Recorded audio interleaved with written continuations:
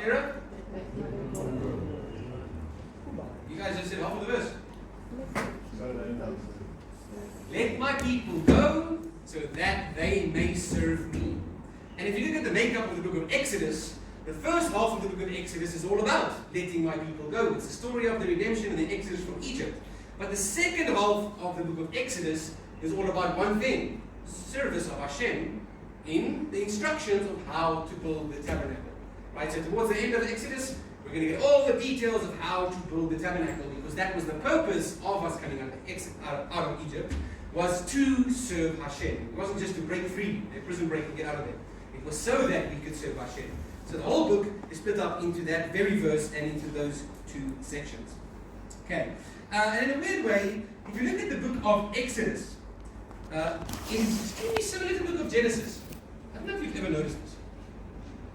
So our sages gave each of the 5 books of the Torah a special name. These are great sages. They're called the Mikra'ot Gedolot, the big guns. They call Genesis the book of creation, Sefer, the book of creation. They call Deuteronomy the Mishneh Torah, which is the repetition of the Torah. They call Leviticus the Torah Kohanim, the Torah for the priests. And Numbers, they called it the book of Pekudei, the book of accounting. But when it comes to the book of Exodus, guess what name they chose for it? Sheni. The second book. All the others get a special name, but when it comes to Exodus, they just got it Sheni, the second book. Why do they do this? Because they see Exodus as a continuation of the Genesis narrative. And there's a lot of similarities between the two. So check us out, for example. Just as Genesis tells us about the revelation of God in this world through his creation, so too the book of Exodus tells us about the revelation of God to man on Mount Sinai. Just as the creation narrative tells us that man had to decide between service to God or service to a snake, so too the book of Exodus starts off by giving us the same choice: service to God or service to Pharaoh, that old snake. Okay? Just as the stories of our forefathers from Abraham tell us the origins of our faith, so too the stories of the Exodus tell us the origins of the nation of our faith. Just as God reveals himself to mankind at certain points, with interaction with Abraham, Isaac, and Jacob, and Joseph, so too in the book of Exodus, God reveals himself to us through interactions with his people, right? Various interactions we're going to learn about. So it really is similar to Genesis. And I don't know if you've ever seen the similarities between the book of Exodus and the story of Jacob. Remember, Jacob himself also had to flee out of the land of Israel, and he went to go stay with his father-in-law, Laban. And in fact, every year when we do Pesach, our Pesach Haggadah tries and draws a parallel between Laban and Pharaoh. I think many of you also draw a comparison between Pharaoh and your father-in-law, right? So check this out. They give us some reasons why there's a similarity. Okay. For example, the growth of the nation in Egypt, right? This week we read about how we multiplied exponentially, like fish, right? Is similar to the sons of Jacob multiplying exponentially when he went out to his father-in-law, Laban. He married 4 women in the end, but children through 4 different women. Similarly, just as the Egyptians misused the Israelites as slaves, so too Laban misused Jacob, changing his wages over and over again, cheating him out. He was a scoundrel. Just as Israel left Egypt with Egypt's possessions, remember the people had to give all their gold and jewelry, so too Jacob left Laban's house with all of his sheep, all the spotted and striped, and even his daughters, without saying goodbye. Just as Jacob and his wives sneaked away from Laban without saying goodbye, so too the nation of Israel sneaked out of Egypt in the middle of the night, in the darkness of the night, in a hurry. Hurry, Christmas curry.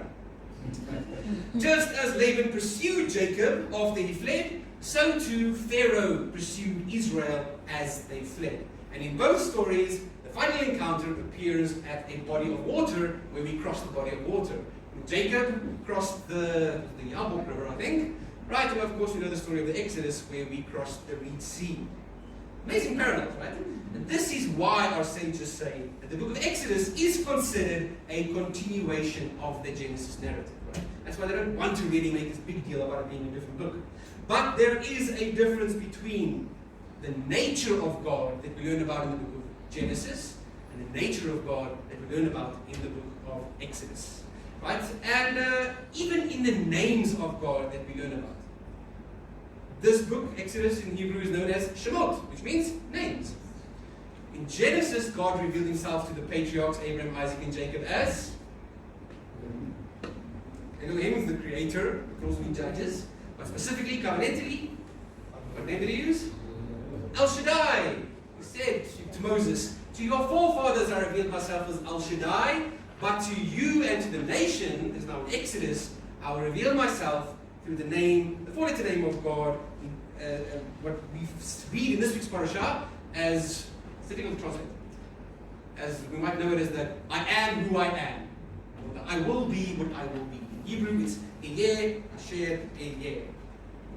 So that gives us a little glimpse of how to understand this name of God that is introducing to us during the book of Exodus. Of course, that name did exist in Genesis, right? Our patriarchs did actually use that name, but God specifically says that I have made myself known to you, not to them, by this name. So there's something special about that name that we're going to learn while we study the book of Exodus in the next few months, and we're going to go through it, right? So, what does it mean, this Ehyeh, Asher, Ehyeh? How do we understand this name of God? Right? It's a way that it helps us to understand the four-letter name of God, the Yud, Hey, Vav, Hey. But what does it mean to say, my name means I am who I am, I will be what I will be? Okay, Sarah. What does it mean? It means that God will decide how He is to be known. I will be what I will be. That's what He's saying. He is eternal. God is self-existent, regardless of what we think of Him, or regardless of what name we try and give Him. God says, I will be what I will be. It's not up to you to decide who I will be. So in the Talmud, Rabbi Isaac explains that this name, he actually translates it as following. That I am what I am. He says, I am now what I always was and what I always will be. This reflects God being the past, the present, and the future. It's outside our realm of understanding, our realm of time. But He is. That's the big deal. Is that God is. He is existence. Right? So God's name over here, where He explains it as I am what I am, is a verb. Usually our names are nouns, but this is an expression of an actual action. He says, I am what I am. So if you look at the Siddur and the prayers we've been praying in the Siddur hardly ever uses nouns to refer to God. The only time we use nouns is when we're calling our King or our Father. The rest of the time in all the blessings, just look at the Abinah's blessings. We end off every blessing by talking about a characteristic of God, not necessarily a title for God. We say, you are God who accepts our praise. You are God who renews the years. You are God who accepts our repentance. You are God who makes salvation sprout forth. Every time we're talking about God and talking about His name, we're talking about an action that God performs for us. Because His name itself is an action. It is a verb. In fact, we actually prayed it just this morning, an interesting thing about God. We said, you, our Redeemer who redeemed our ancestors, our Maker, the rock of our salvation, our deliverer and our rescuer. This has ever been your name, there is no God like you. So the way that we understand God is through His interaction with us. Okay. Now, think about this. Giving a name to someone, or giving a name to something, it kind of shows a degree of mastery over that person or over that thing. Right? If you create a new invention, you're obviously going to name it after yourself. Right? The Phillips screwdriver, probably named after some guy called Philip. Right? Godfred soon is going to invent something great, and we're all going to be using the Godfred spoon or something. Which means that you have mastery over that object. It belongs to you. You are the master of that thing. Similarly, when Adam was created, right at the beginning, remember? How did the animals get all their name? Adam gave them. Adam Zoo, right? Gan Israel Zoo. And the Torah actually says, whatever Adam called each living creature was its name. But Adam didn't just suck the name out of his tongue. He looked at the character of each animal and gave it an explanation for its name. For example, a donkey. What's the Hebrew for a donkey? A chamor. What does chamor mean? Similar to the Hebrew word chemor, which means materialistic. Stuff. It's just stuff. Why? What is the main purpose of a donkey? To carry your stuff. It's the most basic thing there is. So he called it a chamor, not a donkey. Or a dog. What's the Hebrew for a dog? Kelev, right? Some sages like to interpret this as meaning Kelev, meaning my heart. Because dog is a man's best friend. Right? So there's meanings behind all the names that we have in this world. Similarly, when naming our children, We name them according to our hopes for what they will become. They don't have a choice in the matter. And you can see that with some people, they've got some very stupid names out there. I'm not going to name any names, but there are some out there, right?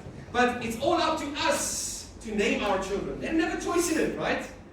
That's why naming your child on the 8th day, if it's a boy, right, when he gets circumcised, is such a big deal. Because on that day, you're performing a commandment of God, right? You're bringing that child into the covenant of Abraham. And that's when we name the child as well. Because it has to be linked with the fact that you want something godly to be carried in this child's name. You don't just want to give him a name so that you can identify him different than his brothers and sisters. It's to do with the purpose and the soul of that child. I don't know, those of you that were here when my little boy got circumcised. I don't know how many of you remember when after he got circumcised, the rabbi gave him some wine. Because it was wine. He gave him some wine, but the way that he gave him the wine, does anyone remember how he did it? He used his middle finger. So there's a tradition that when the moel, the guy does the circumcision, gives the wine, he has to dip his finger like this and then give it to the baby, because it spells a shin, a dalet, and a yud. Shaddai, the name of God. When you're doing that covenant, to remind yourself that everything you're doing at that moment has to do with a connection to our Creator. And there's a purpose with everything we do. So I only figured that out the other day when I read about it. I was like, hey, let's go back to the photos. Look at this. No wonder he was so weird. I thought it was just like shivering or something. But anyway. So, our names have meanings, right? And we name our children for this reason. For example, Rachel, she names her firstborn. Rachel, yeah. Joseph. What does Joseph mean? He will add. She wants more children. Give me more children. That's the name of the poor child. Give me more children. Joseph names his firstborn. His literal firstborn. Manasseh, which means forgetful. Because God made me forget all the difficulties of the past. How's that for a name? Forgetful. And the second son is called Ephraim, which means fruitful. So these children were fruitful and forgetful. Very tough in high school for forgetfulness. No one was like fruitful. Anyway, so here's the thing though. When we do that, we can name our children because we do have a certain degree of mastery over our children. But when it comes to God, we don't get to name God because He is the source of all names. He is the reason why we can give names. So we can never actually go and tell God, this is what I'm calling you.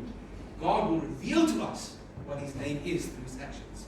We don't decide who we will be, and that's why when Moses asks God what name to use when you send me back to Egypt, God says, I will be what I will be. You can't describe a name to me, but I will reveal my name to the people through my act of redemption. They don't need to hear His name because they will see His name in what He does.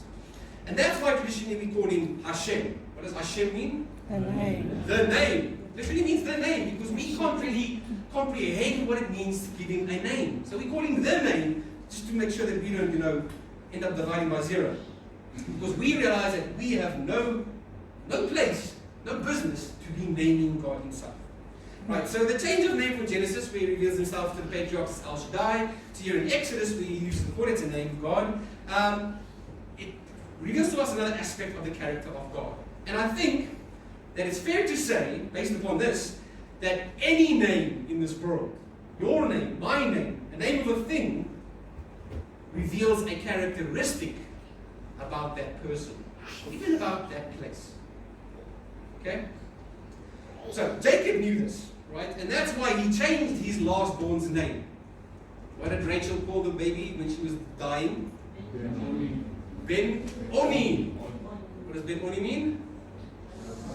Son of my suffering or son of my sorrow. In Afrikaans it means son of my underwear. Okay, Ben-Oni. But what kind of a name is that to go through life? Son of my suffering. It's horrible, right? So what does Jacob do? He realizes we can't name him this because he's going to have a problem in his soul. He's going to live up under suffering.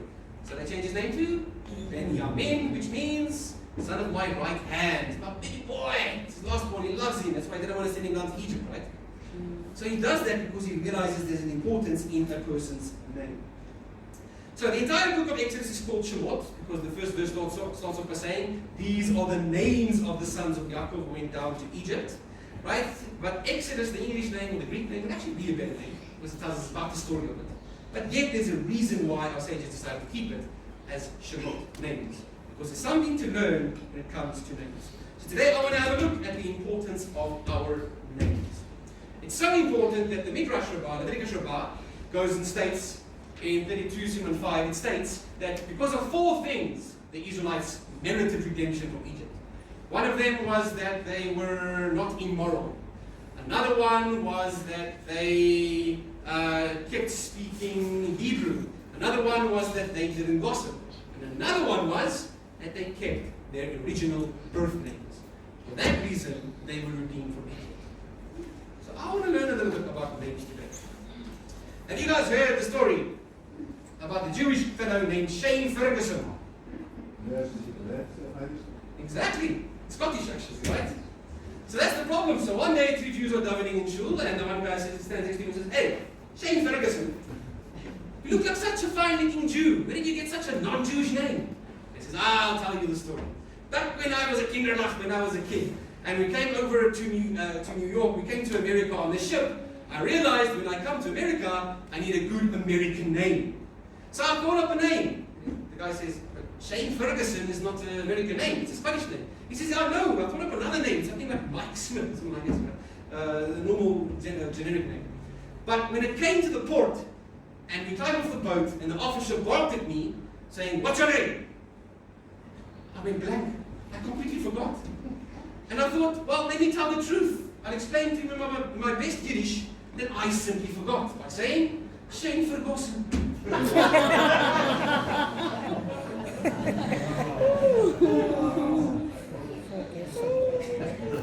That's why his name is Shane Ferguson. So for centuries, Jews have chosen names which identified themselves with distinctive traits or characteristics. And it was no different when eventually we were required to make up surnames as well. Because during the 18th century in the Austro-Hungarian Empire, that the emperor decided, you Jews can no longer be Ben this and Ben that and Ben this and Ben that. You need proper surnames. So we had to make up surnames, right? So for example, the surname Katz. Anyone know what the name surname Katz means? It's got nothing to do with animal, by the way. Say again? The Germans had Katz in Evan. Maybe, but it's a different reason. Because in Judaism we try to correct something spiritual with it as well.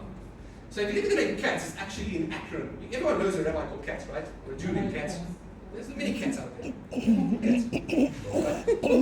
Katz is an acronym. The K stands for Kodesh, which means holy. And the TZ stands for Tzaddik.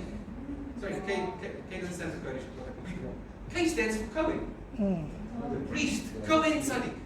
Every Jew with a surname Katz that you know is a Kohen. Or at least every single one that you know. That's why we chose that name. Or another name. You guys all know Rabbi Jonathan Sachs. Sachs, many people think it's the German surname that comes from Saxon. There were many Jews, by the way. But Sachs itself is also an acronym. Stands for Zera Kodesh Shemot, which means the name of a holy seed, because their ancestors were martyred in the cities where they grew up and they survived. So all of them got the surname Sachs. So there's deep meaning behind this surname, right? And they chose that for a certain reason. But sometimes we get surnames that have absolutely no spiritual significance whatsoever. Just so you can fill out papers and get a home loan. For example, if you were of the rabbi's family, what would you make your own surname now that you have to make up a surname? Rabinovitz. That's where Rabinovitz comes from, right? Or if you were a tailor by profession, what would your surname then become? Schneider. Yes, exactly. Maybe a circumcised as well. Or if you were an extremely tall man, Grossman. What a Grosserman. Massive man. That's where Grossman comes from. Remember at Sinai where there was a Rabbi Grossman once? He was this tall guy. You could see him on the other side of the wall. It was brilliant. Right? Wealthy Jews took surnames like Goldman and Silverman, whereas the poor Jews took surnames like Frosch, which means frog, or Gans, which means goose. There's a goose running for president right now in Israel, right? Some just got the names from the places where they came from. So if you came from Warsaw, you took the surname Warszawski. If you came from Prague, you took the surname Prager. If you came from a little town in Lithuania called Grodno, you got the surname Gordon. That's where it comes from. Right? And every Jew in South Africa with the surname Gordon will tell you the exact same thing. None of us are related. Because all of us were from the city Grodno. We all worked together on the railway line, our ancestors. And then we all came to South Africa together as well. None of us are related, but we all came from the same city. So we were all friends once upon a time. Okay. So these are plain ones, and I think it goes with all different languages as well. Even in Afrikaans, you've got surnames that are based upon your trade, right? Like who here has got a surname that's based upon a trade? Smith. Smith, he's a smith. There you go. Might have been a goldsmith, might have been a coppersmith, might have been a blacksmith. There's one, right? Schoolman. Visser, fisher. You know? In your ancestry, you were fishers. Now you're a fisher of men. Schoolman. Schoolman. Okay, shoemaker. Shoemaker. Shoemaker. Schumacher, yeah. Yeah, Schumacher. Same thing. Humanity. Exactly, right? Leroux, which means the red. You must have had a ginger in your family somewhere. You might have been that.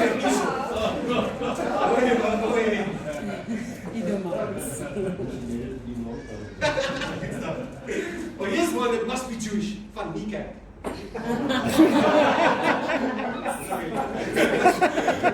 Origins of Van Niekerk actually means Van Nieuwkerk, right? Machtel, her surname is still the original Dutch. Van Nieuwkerk, which means new church. It's a bunch of Protestants. Right? So you got all these surnames that are based upon that.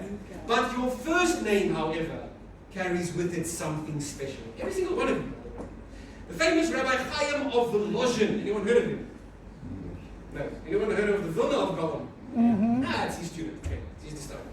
So the famous Rabbi Chaim of Volozhin, by the way, declared that a person's name represents the very essence of their soul. What's the Hebrew for your soul, your divine soul? Neshama. The word Shem, your name, is in there. Neshama. Your name has to do with your neshama. Has to do with your soul. And that is why the mystics believe that your name influences what they call your mazal, which is like your, I just want to say, your fortune in life. Okay? And there's actually rabbis on the internet who do this for a living. You can go onto the website, and you pay them, you give them your name, and they tell you your mazal, what your life represents, and your connection between your soul and what that means. It's kind of like a Jewish presentation. But anyway, so throughout one's life, think about this. The word that is most used to describe you is your name. Once in a while, your wife might call you lazy. But for most of your life, people call you by your name. So your name describes who you are. Nati is the Nati professor, right? But think about it, your name, Neil. You're a real Neil. But you need to figure out what that means. Yeah. Godfrey, Godfrey, right? But even our plain normal names, Julian, all these names, they mean something, and I think we should try and figure out what they mean, because we hear it more than any other word in our life describing who we are. Yeah. And I mean, I've been obsessed with the royal family lately. I don't know why. But I thought about the two princes. You've got Prince William. That's a name for a prince. Prince William. Oh, that's Prince William. But his little brother, what do you call him? Harry. Harry Cares, right? Casual Harry. He was the little brother. Because we named him Harry his whole life, where is he today? Here he comes, he's royalty. He's no longer royal. What do you expect? We've been calling him Harry. If we called him Prince Harold, he would have been a completely different type of person. Our names have a massive influence on who we become.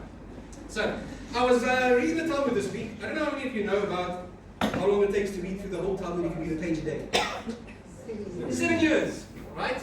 And the 7-year cycle ended about 3 weeks ago, and it started a new cycle. So I decided I'm going to jump on the bandwagon and try to finish the Talmud in 7 years. I'm already like 5 or 6 pages behind. But anyway, so this week, one of the pages, Tractate Brachos, page 7, cycle, it actually spoke about this idea where we get our name from. This is what it says. It says, an angel whispers the child's name into the parent's ear just before they name the child. And the person is given 1/60th the amount of prophecy at that stage. So when you named your child, don't think you were just being Oleg. calling him Frikkie because you like frikadelles or something. When you named your children, there was a little bit of prophecy in that name that you gave to them. And our sages based this upon Psalm 46 verse 9, which they read very creatively. But they interpret it as follows to say, go and see the work of God who has placed names, Shemot, throughout the land. They say that God decides every human being's name, even though you are the conduit to who that child is named. Okay, so your name is God-given. Now, don't think though that your name you've got now is horrible and you need to go change it and get a good Hebrew name. Because in this week's parashah, we see that even Egyptian names carried with it prophecy and blessing from Hashem. Moses. Moses is not a Jewish name, right? It's Egyptian. So the Malbim states that the name Moses comes from two Egyptian words. The first one is Mo, which means water, and Shesh. Shesh means to exit or to escape from. That's his name, Moses, right? So the name that Pharaoh's daughter gave to Moses isn't only a description of how she found him, that he escaped this death by going down the water, Moshesh, but it's also a prophecy for the greatest moment of his life, the purpose for why he was created. When was the redemption complete? Only when we crossed the sea and it closed on the Egyptians and we saw them dead on the seashore. Moshesh. Right? Water, and we escaped. His purpose was the redemption of the nation. That's the Egyptian name. So your Afrikaans name, English name, Zulu name, Swahili name, whatever you've got, within it also carries a sense of prophecy. And that's not even Moses' Hebrew name. Right? Moses' Hebrew name does appear in the Swiss parasha. Who knows his Hebrew name? Tov. Tovia, because when he was born it says Ki Tovu. It was Ki Tov. When's the other time in the Torah we read about Ki Tov? When God created the primordial light on the first day of creation, he said Ki Tov, it is good. And that's why there's got this tradition that when Moses was born there was this light in the room. Not like this kind of light, right? There was no electricity back then. The light that it's talking about is the opposite of darkness, the opposite of evil. It's this goodness, Ki Tov, that was there. So if you look at Moses' Hebrew name, which is Tovia, and the source of his name, our sages say that the reason why his name is Tovia and why it's linked to that primordial light is because the source of Moses' soul is that primordial light at creation. Can we see that primordial light today? God had to hide it. It had to be hidden, it had to be concealed. Where did God conceal that primordial light? Remember, a few days later, he had to create the sun and the moon. So we've got that light giving us light. Where did he conceal that primordial light? In the Torah. So if that primordial light is concealed in the Torah, so that the future generation can come and find it out of there, Moshe, who's named after that, and who's got his soul is the source of that light, is always going to be the one who was destined to bring down the Torah from Mount Sinai and give it to the peoples. Because it is in his name. It was part of his Mazal that he would come and bring that light back to humanity. So the name that you are given at birth is connected to your life story. Another example, Jacob. Yaakov, what does his name mean? Heel grabber, supplanter. Esau, eventually, when they grow up, when he gets it when he was born, grabbing onto Esau's heel, right? And then later on in the grow up, Esau says, you truly lived up to your name, supplanter, because you took my firstborn blessing. But then again, when he wrestles with the angel, he holds on to that angel for warning, right? He holds on, he has it in the ankle lock. Same thing, it's his name. His purpose eventually comes out in his name. So, even in this week's parasha, where it gives us a few no-name characters, we can see that what the Torah is trying to teach us is that exact point that you are a person, not a title. Your name represents what you do in life. So here's a few people that have no name in this week's parasha, but we eventually do learn their names. Moses' parents. The parasha says, a man from the tribe of Levi and a woman from the tribe of Levi had a child. Why does it leave out their actual names? Well, what's their purpose in life? What's the big thing that they brought to this world? Moses and Aaron and Miriam, the 3 children. So the focus is not about what their title is, it's about what their purpose is. They brought these children into the world. And when we eventually learn about their names, what is Moses' father's name? Amram, what does that mean? It's nothing to do with alcohol. Ram, Romimu, exalt or uplift. And is the people.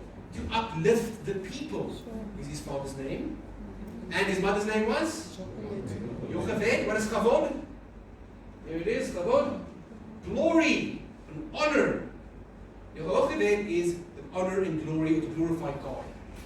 So Moses' parents' names were to exalt the nation and glorify God. That was Moses' entire purpose. That's why it tells us what they did, rather than giving us their names.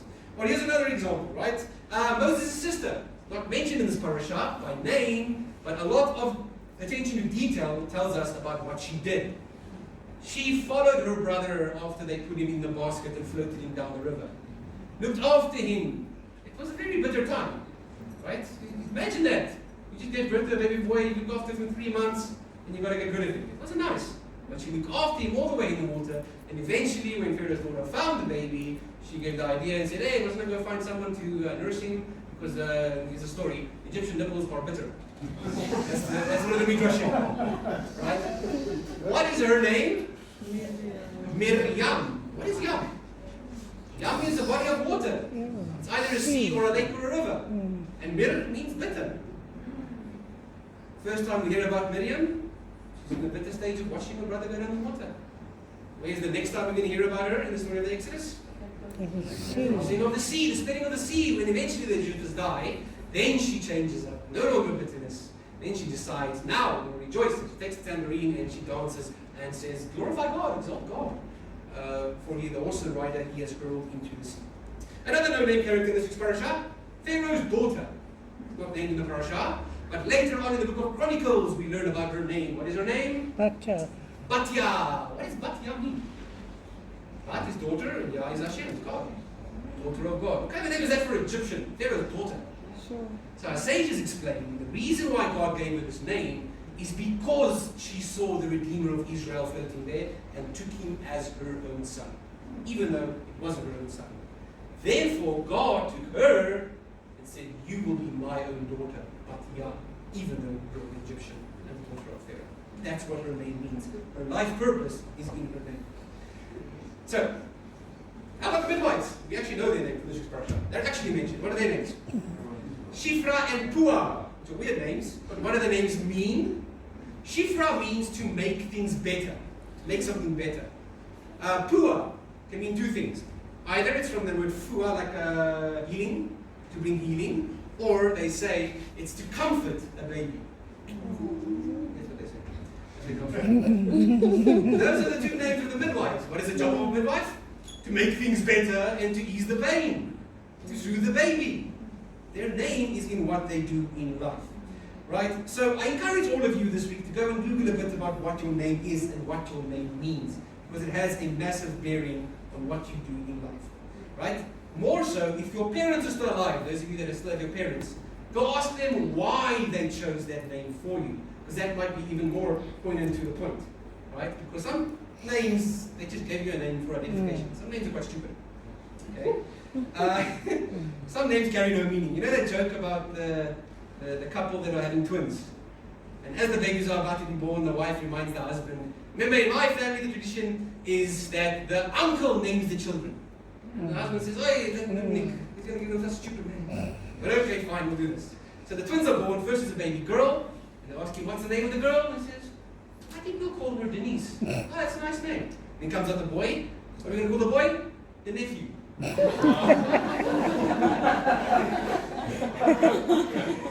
Denise and the nephew. You know, they say telling jokes is a lot like being a midwife. It's all in the delivery. So you get some names that are not so meaningful. For example, my name. My name is Sydney. Anyone want to guess what that means? I don't sit. That makes more sense. The actual meaning of the name Sydney is a wide island. A wide island. Like Australia. There you go.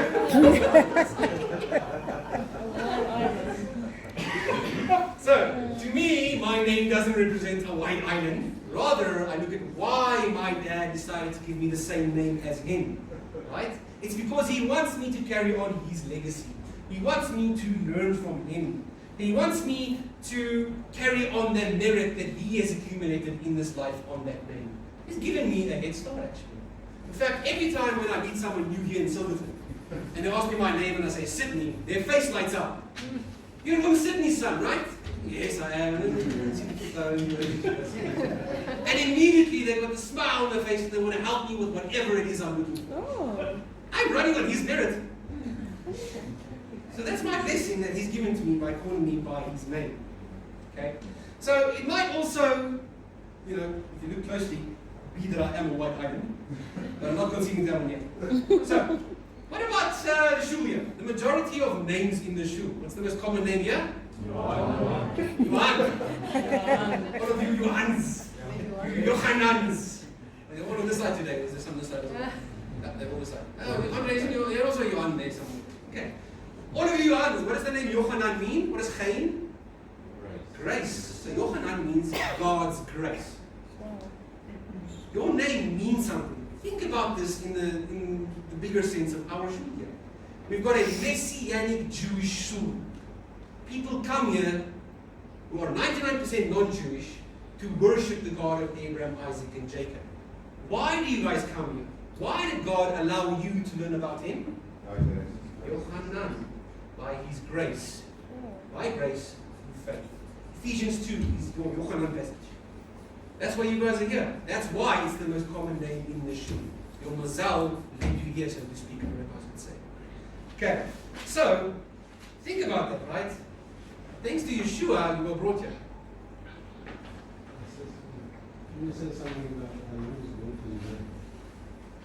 I had a Jewish patient about 40 years ago. A very quite good relationship, even before we knew them. And she had two daughters by the name of Michelle and Gita. And I was fascinated by this woman, and that's what led us to believe that our second daughter's name should be Gita. In honor of her. And now our second daughter is taken a Hebrew name. Yeah. And in years after that, we had many good discussions, even before we knew about what we know now. So it's a prophetic thing. 100%. 100%. Let's find out what Francois means. Francois. My second name is Jacob. There we go, Jacob. Oh. Watch your heels. Oh, it's because your wife will always kick you in the heels. You figured it out. You figured it out. But let's talk about another name. Let's talk about a name that brought all you Johans here. Yeshua. The name Yeshua. What does the name Yeshua mean? Salvation. And that was His entire purpose in life. That was His entire Messiah. Right? His name was so important that the angels had to come deliver it before He was born as well. Right? They said, you shall name Him Yeshua, salvation, because He will save people from their sins. But there's also got another name. During that prophecy, they quoted a prophecy from the prophets. His name is also Emmanuel, which means God is with us, which is also the sum of what Yeshua is, right? John chapter 1, in the beginning was the Word, and the Word was God, and the Word became flesh and dwelt with us, among us. And the Greek word that it uses there is not the normal word for dwelling, it uses some funky word called skenoo.